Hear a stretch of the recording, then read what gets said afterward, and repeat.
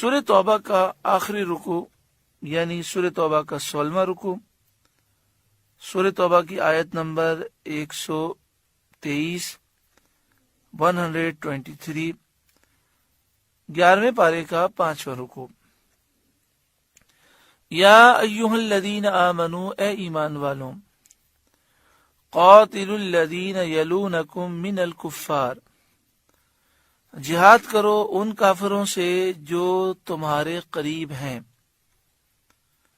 وَلْيَجِدُوا فِيكُمْ غِلْظَةً، اور چاہیے کہ وہ تم میں سختی پائیں، وَاعْلَمُوا أَنَّ اللَّهَ مَعَ الْمُتَّقِينَ، اور جان رکھو کہ اللہ پرہیزگاروں کے ساتھ ہے۔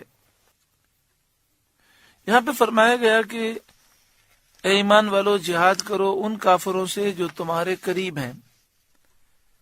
تو جہاد تو تمام کافروں سے کرنا واجب ہے، قریب کے کافر ہوں دور کے کافر ہوں، لیکن قریب والوں سے جہاد کرنا مقدم ہے، پھر ان سے جو ان سے ملے ہوئے ہیں، ایسے ہی درجہ بدرجہ۔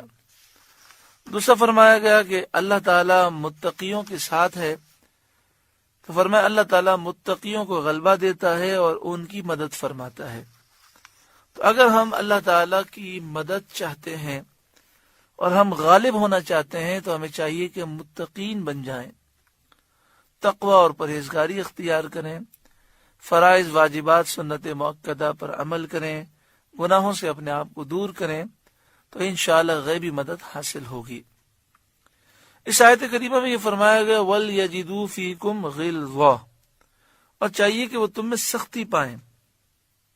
مراد یہ کہ مسلمان کو اتنا نرم بھی نہیں ہونا چاہیے کہ کافر یہ سمجھیں کہ جب چاہیں ہم حملہ کر لیں۔ ایسی باتیں نہیں کرنی چاہیے کہ جس سے ہمارا رعب و دبدبہ ختم ہو جائے۔ ہمیں یہ پیغام کافروں کو دینا چاہیے کہ اگر تم نے اسلام کے خلاف کوئی کام کیا، یا تم نے مسلمانوں کو نقصان دیا، یا ہمارے اسلامی ملک کو نقصان پہنچانے کی کوشش کی، تو ہم تمہارا سختی سے مقابلہ کریں گے۔ وَلْيَجِدُوا فِيكُمْ غِلْظَةً، اور چاہیے کہ وہ تم میں سختی پائیں۔ آگے ارشاد فرمایا وَإِذَا مَا أُنزِلَتْ سُورَةٌ، اور جب کوئی سورت اترتی ہے، فَمِنْهُمْ مَنْ يَقُولُ، تو ان میں کوئی کہنے لگتا ہے ایکم زادتہ ہذہ ایمانا، کہ اس سورت نے تم میں سے کس کے ایمان کو ترقی دی۔ یعنی منافقین آپس میں مذاق اڑانے کے لیے ایسی باتیں کہتے ہیں کہ جیسے نماز کا ذکر پہلے بھی آ چکا، پھر دوبارہ آیت نازل ہوئی جس میں نماز کا ذکر ہے۔ وہ مومنین سے پوچھتے کہ پہلے ایک دفعہ آ تو چکا، پھر دوبارہ نماز کا ذکر کیوں ہے؟ مومنین جواب دیتے کہ آیتیں جب نازل ہوتی ہیں تو اس سے ایمان میں ترقی ہوتی ہے، ایمان اور قوی ہوتا ہے۔ تو اب جب آیتیں نازل ہوں، سورتیں نازل ہوں، تو منافقین بطور استہزاء مذاق اڑانے کے لیے کہتے اب اس آیت نے کس کے ایمان کو ترقی دی، کس کے ایمان کو مضبوط کر دیا۔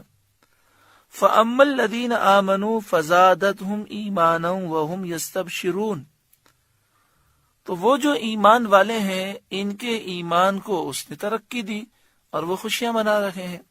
دیکھیں الحمدللہ، الحمد سے لے کر والناس تک کئی مرتبہ آپ نے قرآن پاک سماعت کیا، اور اب الحمدللہ ہم 11ویں پارے پر ہیں، تو بار بار اللہ سے ڈرنے کا ذکر ہے، دین پر چلنے کا ذکر ہے۔